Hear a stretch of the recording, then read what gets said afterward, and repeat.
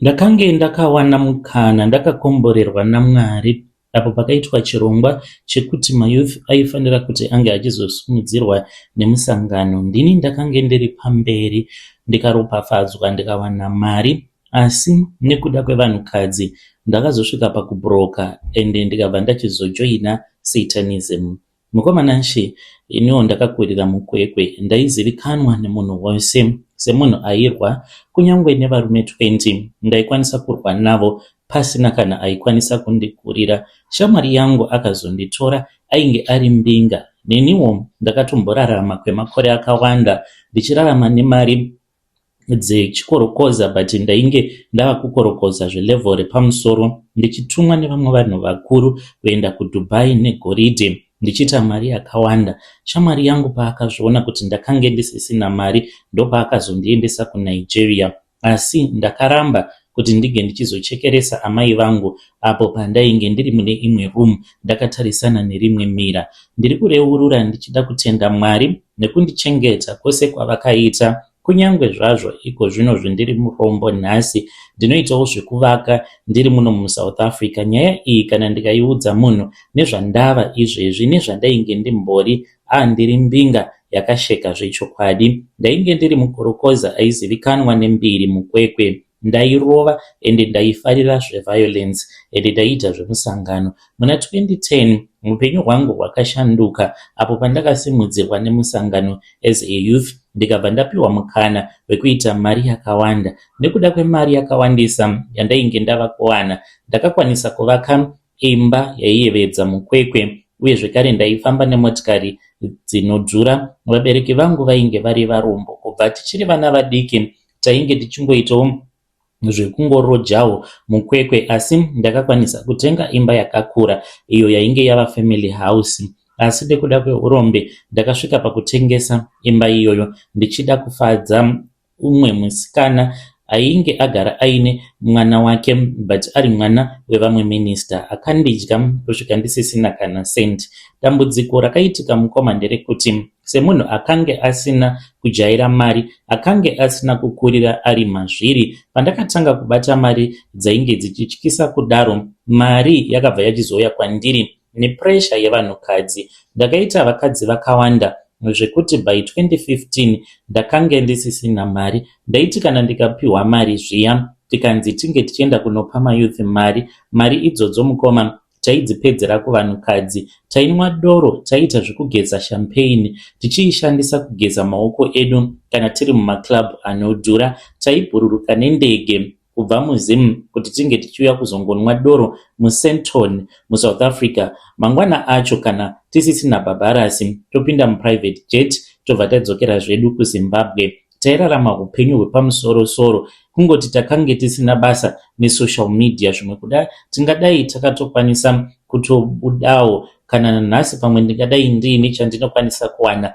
kubva kusocial media because ndainge ndiri munhu ainge aine mari. Saka ndakazoti ndabhuroka kudaro mushure mekunge ndatanga kudanana nemwana waminister wandaitarisirawo kuti kana ndikazomuroora zvinhu zvangu zvinozofamba zvakanaka, but akandidya mari yose kusvika pakutengesa nemba. Vabereki vangu ndikavati vange vachimboenda kumusha, pavakadzoka vakatosvika vakawana kuti pamba pakange patova nevamwe vanhu vainge vava kugarapo. Mari yacho kuti nditi ndakaitei nayo handikwanisi kurondedzera nekuti yose yakaperera pamwana waminister. Paakazviona kuti munhu uyu haana kana mari yaambori nayo, ndipo paakabva achizondisiya akaita zvekutongondirwadzisa. Ndakasara ndava kutsvaka top up kubva kumafriends angu vaitawo zvechirana, but vaiti kana vakapiwa mari either nemaminister kana kuti nevamwe vanhu vakuru vaiziva kuti mari inomboshanda chii. Ndipo pakabva pachizouya shamwari yangu ainge ariwo rana weumwe politician uyo ane mukurumbira, aita zvekunotengesa goridhe kuDubai. Saka mapolitician vanofarira kushandisa mabusinessmen sefront kuitira kuti ivo mazita avo asazombofa akabuda pamberi nenyaya dzegold smuggling. Saka shamwari yangu akati, you know what, ndinozviziva kuti mari hauchina, but kuti ndige ndichingokupa mari usina kutanga wasimbisiwa hana yako. Kuenda kwandakaita kuNigeria ndakaenda ndisingazivi kuti kuri kutoenda kunoromba uku iyewo ainge ava kufanira kuti ange achienda kunorinyuwa mishonga yake, nekuti yairinyuwiwa mishonga iyi after each and every 2 years. Saka 2 years dzainge dzakwana. Akabva ati sezvo ndiri kuenda kuNigeria kunosimbiswa hana yangu kuitira kuti kana ndodya mari ndisadya mari zviya zvechibharanzi zvekuti unongospenda mari but usina mamwe mainvestments aunenge uchiita. Saka akati handei tose kuNigeria. Takasimuka takange tiri kuDubai, ndokubva tachizobva kuDubai takananga kuNigeria. Patakasvikako mukoma ndipo pandakaona kuti zvinhu zvakange zvashata. Kwakange kusiri kungoita mari chete, asi kwainge kuine oath, mhiko iyo yandainge ndichifanira kuti ndige ndichizoita. Yake mhiko yaidiwa yainge iri yekuti aifanira kuti ange achipedza kuuraya hama dzose dzaamai vake, kuvhairira Mwari kuti mbereko yakandibereka handinei nayo. Saka aipota achienda achinonorinyuwa mhiko after 2 years, mobva machizofiwa mumhuri uko kwakaberekwa amai vake, ende amai vake vaifanira kuramba vachingorwadziwa vachiona hama dzavo dzichifa. Pandakanzwa nezvemhiko dzakadaro, mukomana ndakashamisika. Ndakange ndisingazivi kuti umwe wangu wandaidya naye sadza, wandaifamba naye kusheya nemagirlfriend, akange achiita mhiko dzakaipa kudaro. N'anga yekuNigeria yakazoti kwandiri kuti pfuma yako inge ichidzoka kwauri uye usambofa wazova nepfuma inopera, unofanira kuti unge uchizopa sacrifice yemunhu waunoda. Mukomana moyo wangu wakaramba. Ndikati kutopinda musatanism kaomu kuitira kuti ndiwane mari kwete. Ndakaramba kuita mhiko iyoyo. Takadzoka kuZimbabwe tiri mundege dzakasiyana. Inini ndakadzoka nenormal flight, friend yangu akadzoka neprivate jet akaburukira muSouth Africa kwava kunanga kuZimbabwe. Akange asingachadi kutaura neni, uye zvekare ndakange ndisisina munhu ainge ava kuda kundibatsira nekuti ndakaramba kuita mhiko. Ndakaramba ndiri murombo. Mukoma ndakasvika pakutengesa zvose zvandainge ndiinazvo. Apa ndainge ndiine vanhu vakawanda vandaiowa. Nekuda kwekuti ndakange ndaramba, vanhu vaya vakauya nepressure mukoma. Ndakati ndichitengesa chandaitengesa ndichipa varidzi vemari dzavo. Shamwari yangu yakange isingachadi kana kuwirirana neni. Muna 2018 mukoma ndakati ndakatorivara. Ndakange ndatova kuno kuSouth Africa, upenyu hwakange hwakandiomera. Saka foni payakapinda yainge ichibva kushamwari yangu. Ndakatoshamisika kuti kunhamba dzangu akange adziwana kupi, because ndaiziva iye akange asina mafone numbers angu, nekuti takange takagumisidzira kutaura tose apo patakange taenda kuNigeria nekuzodzoka tisingachawirirani. Saka ipapo pandakataura naye achiti ndishoni. Ndakashamisika mukoma, because akati ndishoni, wakagona ukaramba kujoina satanism. Ini nguva yangu yakwana. Contract yangu yakange iri yekuti ndige ndichipa masacrifices, asi iko zvino iri kuti ndinofanira kupa riri ropa rangu, ndiro rava kudiwa. Shamwari yangu yakati kwandiri ndiri kufa neaccident Tuesday inotevera. Ndakashamisika ndikati, sei uri kudaro? Akati mhiko yangu ndiyo yakadaro, ndiri kufa chipiri chinotevera. Nache sezvaakataura, chipiri chakatevera shamwari yangu yakaita tsaona inotyisa mumugwagwa weHarare Bulawayo. Motikari yake mukomanashi yakatsva, hanzi yakaputika, chitunha chake hachina kana kuzozivikanwa. Ndakati ndichida kuenda kurufu, asi ndakangonzwa voice rakati kwandiri, usaendako nekuti uchapiwa zvauchapiwa, asi dziri hembe dzefriend yako Sasawira, asi jaketi rauchapiwa iroro muchange muine zvinenge zvirimo zvinenge zvarasirirwa nehama dzake, nekuti kana upfumi hwake havasi kutohuda. Voice iri mukoma rakangotaura neni richiita zvekuzevezera. Handisati ndakambonzwa voice rinotaura riri soft kudaro riine hunyoro. Nhasi ndiri murombo, ndinotambura, ndiri munhu anongoraramawo nekuita zvekuvaka magarden services, asi chandinoziva chinhu chimwe chete, upfumi hwakawanda hwamunoona muHarare, Mbinga dzamunoona dzichifamba nemotikari dzinodhura, vazhinji vacho vane macontract ende vanozofa vachiita zvekufa through maaccident, nekuti vanenge vava kufanira kudzorera ropa, blood sacrifice, and blood sacrifice inogumisidzira neropa rako. Vapfumi vazhinji vanofira mutsaona muZimbabwe havasi kuroyiwa nehama, asi kuti mazuva emhiko dzavo anenge asvika. Muri yeZimbabwe ndo message iyo yandakatumidzirwa ichibva kuna mukoma vedu, ngatitaurei navo mucomment section. Hanzi ndinoda kutenda Mwari nekuti ndakaenda kuNigeria asi ndakaramba kusacrifice amai vangu. Hanzi ndakamboitawo mari mushure mekunge tasimudzirwa semayouth, but mari yacho yandakange ndava kubata yakange yakawandisa zvekuti ndakatanga kuita zvevanhukadzi ndikabhuroka, asi vamwe vakaita zvine musoro nemari dzavaipiwa. Zvakangoma hazvo veduwe. Regedzai tibva taenda panyedu inotevera. Nyedu inotevera yakamira sekudai. Hanzi ininiwo ndiri mwana ainge ambori magistrate muHarare. Baba vangu vakazoshaika, saka baba vangu vakazopiwa mari yakawanda, vakatonga munhu akange asina mhosva. Iko zvino zvingozi mweya wake uri kutitambudza ende uri kutipedzera vana tiri kunoku kuUK. Ndichada mazano, muri sei mukoma? Ndiri kureurura ndichichema, ndiri kunoku kuUK Leicester. Inini ndiri mwanakomana wemumwe ainge ambori magistrate muHarare. Saka izvi zvakaitika 26 years ago mukoma nashi. Saka baba vangu vakazoshaika vachingoti nyaya dzacho vakange vachizoda kuzodzigadzirisa. Chakauya kunoku ndokubva baba vachizoshaika nekensa. Upenyu hwemhuri hwaparara. Dzinza rinokwanisa kutongogumira patiri because sevana vedu isu vanakomana vatakazvara, unotoona kutoti hapana ramangwana rakajeka. Uye ndiri kuziva kuti zvose izvi zviri kukonzereswa nekuda kweizvo zvakaitwa nababa vangu muna 2000.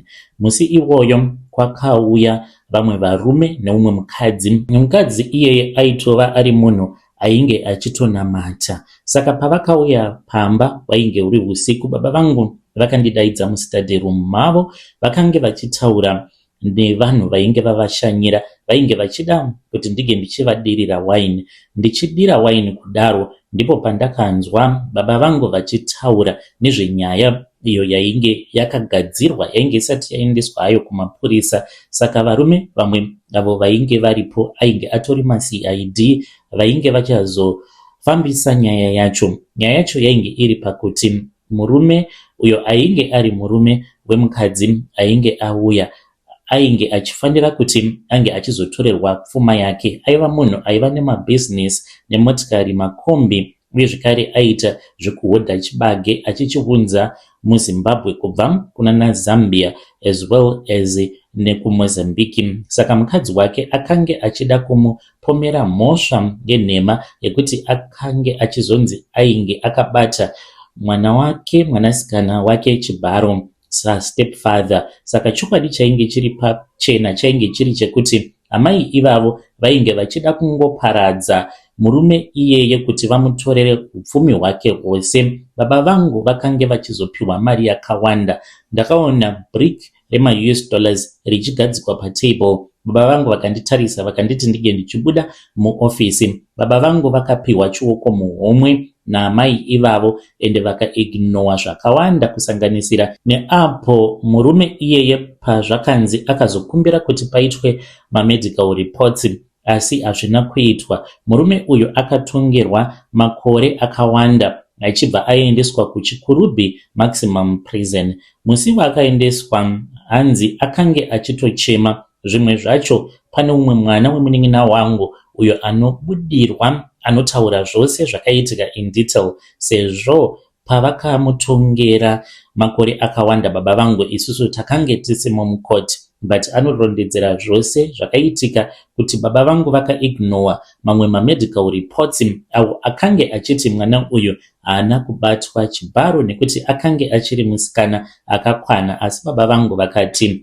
zvakange zvisina basa, yakange isiri evidence, yakange iine basa. Saka murume uyu atongerwa makore mazhinji akaendeswa kuchikurubhi maximum prison. Musi waakaendeswa iye anoti akachema akatarisa baba vangu akavati manditongera henyu mhosva even though ndisina mhaka, munhu uyu ari kungoda pfuma yangu, asi ini mukandiendesa kuchitirongo nemhosva yandisina kupara, ropa rangu richagara riri mumaoko enyu. Akatarisa vainge varimo mukoti akati, mudzimba dzenyu kusvika muvazukuru venyu, ini ndichangoramba ndirimo. Murume uyu akazofira muchikurubhi mushure megore rimwe chete nekuda kwestresi, uye zvekare akange ava nezvimwe zvirwere zvainge zvava kumutambudza. Mhuri yedu mukomanashe yakazobva muZim tikauya kunoku kuUK, asi nhasi mukoma zviri kuitika ndizvozvo zvekuti isusu tiri kurwarirwa nevana. Vana vedu vanorwara nezvirwere zvisingarapiki. Tinozvara vana vanenge vachitoratidza kuti ava vana vakasimba vakagwinya, but mwana anozongonzi ane chronic disease, mumwe ane cancer yemuropa, mumwe ane chirwere icho chisingatorapiki. Takamboenda kun'anga dzekuno, but dziri n'anga dzekunana Nigeria, ivo vakambotipa mishonga yekugezesa, but hapana chazvinombobatsira. Isu hatina kana upfumi. Tinokwanisa kunge titori vanhu vanosekesa nekuti tava nemakore akawanda tiri muno muUK, almost 20 something years tiri muUK, asi hatina kana chatiinacho. Tingori nemacitizenship ekuno kuUK, but tinongoshandira mahospital bills chete nekuda kweropa remurume uyu. Handizivi kuti mhuri yeZimbabwe ingatibatsira sei nemazano makore awandisa. Kana ndiri seni handisisina kana hope netarisiro yekuti upenyu huchachinja, nekuti ndakura handina kana chandiinacho. Ndinozvibvunza kuti ko kana ndikarwara nhasi uno ndichachengetwa nani? Yei vedare, ndo message iyo yandakatumidzirwa ichibva kuna mukoma vedu. Zvakangooma hazvo vedu we, dai madzoka kumusha madzifambira nyaya idzi. Kana muine mari, kana muchikwanisa kushanda, kana paine zvinenge zvichida kubhadharwa muchikwanisa kuripa, potongoita huripwa hwacho. As long as muchiri kukwanisa kushanda, dai makwanisa kufamba mubatana semhuri. Asi ngatitaurei navo mucomment section. Regai tibva taenda panyedu inotevera. Nyedu inotevera yakamira sekudai so. Hanzi mukomanashe muri sei, ndikuda kureurura mukoma, asi ndinoziva kuti vanhu vazhinji vachagumbuka, but zvinhu izvi zvakaitika kudhara apo pandainge ndichiriwo mukomana wechidiki. Ndakazviita zvinhu izvi nekuda kwekuti mhuri yangu yainge ichiri duku, ende ndakange ndabva mukutizirwa, ndakange ndawana basa kuSPCA mazuva ayo payainge ichashanda ichiri nesimba. Basa rangu rainge riri rekuti tinge tichitora imbwa dzinenge dzarasika kana kurwara mumigwagwa panzvimbo pekudzichengeta kana kudziita yavanoti euthanize, kudziuraya neinjection nenzira kwayo. Ndakange ndatowana business opportunity kudarikidza neimwe friend yangu wandaishanda naye. Takange tabvumirana neumwe ainge ambori muridzi weimwe supermarket. Zita ndicharegedza kukuudzai kuGlenora nekuti zvinokwanisa kukanganisira vanhu mabusinesses avo. Murume uyu mukoma ainge aine mari, takabva tataurirana. Saka ndaiti kana ndikauraya imbwa idzi, mudzimai wangu nemudzimai wemudhara wandaishanda naye vakange vava kutoshanda vose. Masikati vaitoswera vachitovhiya imbwa. Kana vadzivhiya imbwa idzodzo, vaizotora nyama. Kana vatora nyama, ndo nyama yataizoenda nayo kubuchari kwake. Saka kunyanya imbwa dziya dzakakora dzatinenge tatora kunana Borodel nana Avondale, taidzigadzirisa zvakanaka, tobvisa musoro nemakumbo nematumbu. Taingotora nyama steak. Nyama iyi ndiyo yaizoendeswa kumasupermarket. Nyama yembwa yakasiyana zvishoma nebeef, kunyangwe iyo haina mafuta akawanda, but kana wakaitarisa unokwanisa kufungidzira kuti ibeefu. Saka vaizoita mamince meat kana kuti masausage akagadzirwa nemaspices, nekuti iyo kuitengesa sebeef yakanosiyana nekuti kunoibika nyama yembwa inenge isina mafuta akawanda sezvakaita nyama yemombe. Vanhu vemuGlenora vaimhanyira nyama iyoyo nekuti inenge yakapfava iri tenda, uye zvekare inenge yakachipa kudarika nyama dzaitengeswa kune mamwe mabucharies uye zvekare nekune mamwe masupermarkets emuGlenora. Vazhinji vagari vemuGlenora havatozvizivi kuti vakange vachitodya imbwa idzo dzinenge dzafa nechirwere cherabies. Ende zvinhu izvi ndakatozviitawo kwemakore akawanda. Ndakasvika pakuita mari ndikavaka musha wakanaka chaizvo kwedu kwatinobva kuMhondoro, ndikatenga zvigayo nezvigayo, ndikazosvika pakutenga kombi. Ndiyo confession yandiinayo. Upfumi hwangu hwakabva pakutengesa imbwa apo pandainge ndichishanda kuSPCA. Vedare ndo message iyo yandakatumidzirwa ichibva kuna mukoma vedu. Zvakangooma hazvo vedu weka, zvakaoma. Hanzi vagari vemuGlenora pane nguva iyo yamainge muchitombodya nyama yembwa. Hanzi especially kana wainge uri munhu waifarira mince meat, nekuti hanzi nyama yembwa inenge isina mafuta akawanda, saka haite kuitengesa sebeef, saka hanzi inoitwa sausage kana kuti mince meat. Zvakangoma hazvo veduwe. Vanhu vari pakutsvaka, vanhu vari kutsvaka mari akomana. Hanzi zvakaitika a long time ago patainge tichiriwo kushanda kuSPCA. Rekedzai tibva taenda panyedu inotevera.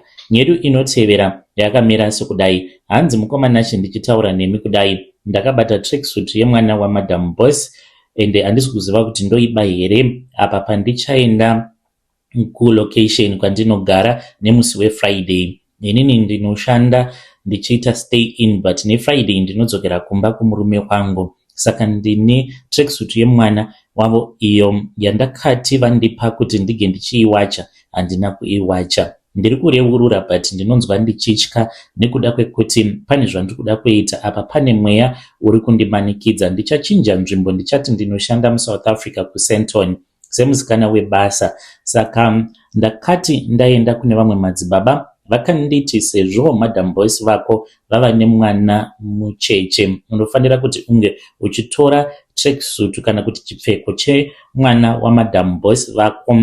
Ende mwana uyu akazvarwa aine rombo rakanaka uye vabereki vake sezvo vakapfuma zvekuti tracksuit yacho kunyange ndikaiba handione sekunge vanokwanisa kuzoirangarira, nekuti mwana uyu atori nebedroom rake even though achiri a newborn, kana dziri sehembe dzakawandisa. Saka tracksuit iyi handisati ndaiwacha kuti ndige ndichiidzosera panzvimbo, nekuti ndakanzi tsvina yacho nedikita remwana uyu ndiro rine rombo rakanaka. Ndakagara ndaenda kune vamwe madzibaba vanogara muno muJoburg, asi madzibaba ava ndeve nguo tsvuku. Vakanditarisa vakati kwandiri, ndiri kuona kuti munhu waunoshandira mukadzi wacho ane pamuviri, kana azvara ndoda kuti unge uchizoya nehembe yemwana wacho inenge isina kuwachwa, ndiyo yandichazoshandisa pakuchenura, then wobva uchizoidzosera zvako panzvimbo kuitira kuti vasazokunetsa kana kukudzinga basa,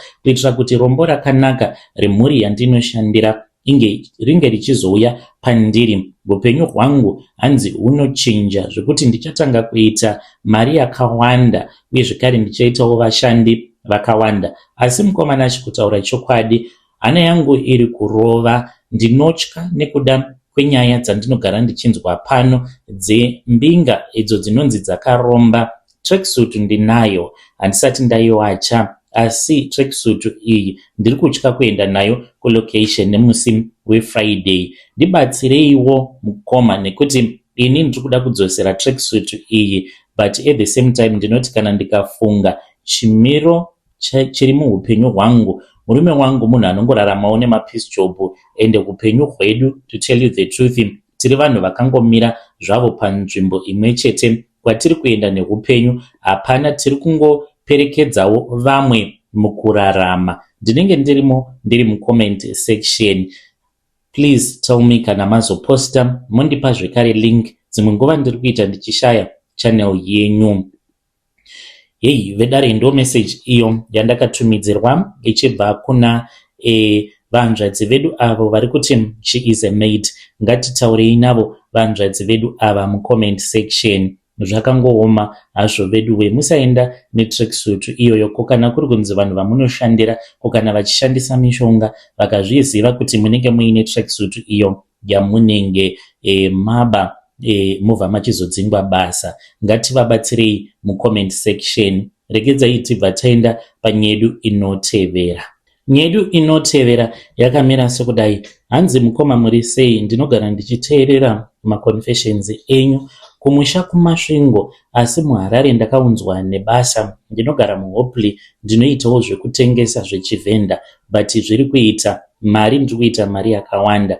Ndakarara neumwe musikana muloji, asi chinondinetsa ndechekuti ndakamuka ndiri pandainge ndiri, apo pandainge ndichifanira kuti ndige ndichizohaika track ndichida kuenda kumba kumasvingo. Musikana uyu ndakasangana naye, it was somewhere kuma27, kunze kwainge kwasviba, but wainge uchiri kukwanisa kuona. Munhu wandaitaura naye wetrack akati akamira for nearly an hour achindifonera, but ndakange ndisingapick up phone yangu. Iniwo ndakangoti ndasvika paboka paya ndokubva ndatosangana nemusikana ainge akanaka kwazvo. Nanhasi zvinondinetsa zvakaitika muna December gore radarika iro. Ndakange ndiri paboka ndakamirira umwe muchinda anobva kumaraini ekwedu anoita zvekudriva matrack. Akange achienda kunodeliver kuBait Bridge, akati ainge achida kuti tinge tichizofamba pamwe chete sezvo ndakange ndamuudza kuti ndainge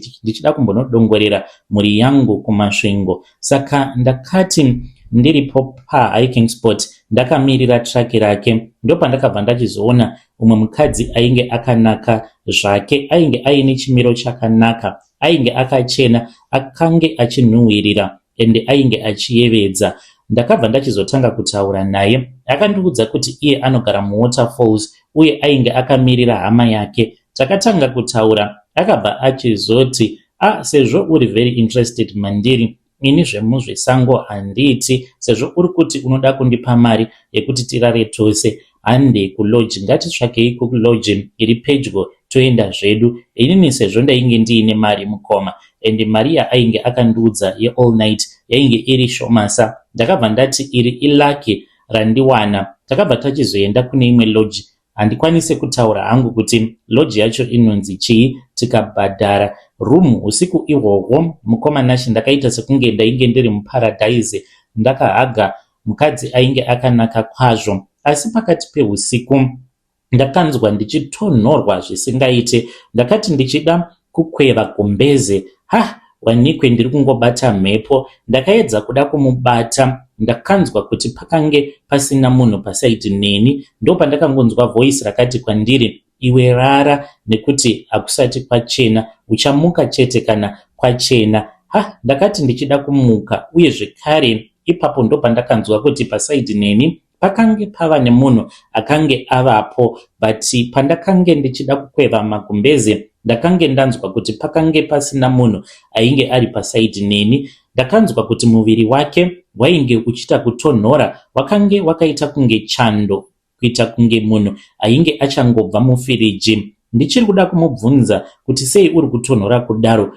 Mukoma nashi, pfungwa dzangu dzakaita sekunge dzainge dzatokanganisika. Zvakaitika after that, ini kutaura chokwadi handicharangariri. Pandakamuka ndakashamisika mukoma, ndakatoridza mhere. Vamwe vakomana vainge varipo vakatoshamisika.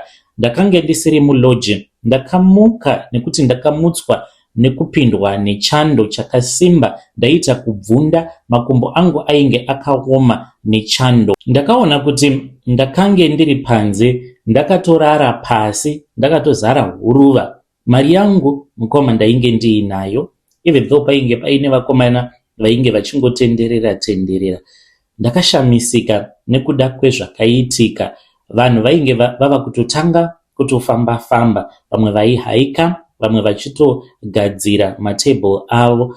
Saka ndozvakaitika izvi. This was last year muna December. Ndichitaura nemi kudai ndiri munhu dzimwe nguva anoita sekunge ndinombopota ndichikanganwa, kutorivara, kutadza kuziva kana zita rangu. Zvinhu izvi pazvakaitika pandakaenda nemwana nemudzimai tichida kuenda kunoregister mwana wedu uyo akange achifanira kuenda grade 1 ndakavhunduka because ndakasangana neimwe friend yangu ainge aine mudzimai wake. Ndakatombotadza kumuziva, ndakazotoita zvekutozovhunduka ndazotorangarira kuti ko munhu uyo ndinomuziva. Iye akatofungidzira kuti maybe ndinodada, but sandizvo. Izvi zvakatanga pandakasangana nechipoko cheumwe mukadzi. Handizivi kuti sei zvakaitika kwandiri. Vedare ndo message iyo yandakatumidzirwa ichibva kuna mukoma vedu vari kuti ivo vanoita zvekutengesa, vanogara muHopley. Hanzi ndo zvavakasangana nazvo last year muna December. Vakatoenda kulodge neumwe munhukadzi, but vakazongomuka vakaona kuti vainge vakarara paboka. But chakavashamisa ndechekuti mari yavo vaiva nayo, hapana kana cent ravakange vamboshandisa, even though vakatoenda vakanobhadhara kulodge. Zvakangooma hazvo vedu we. Ngatitaurei navo mucomment section.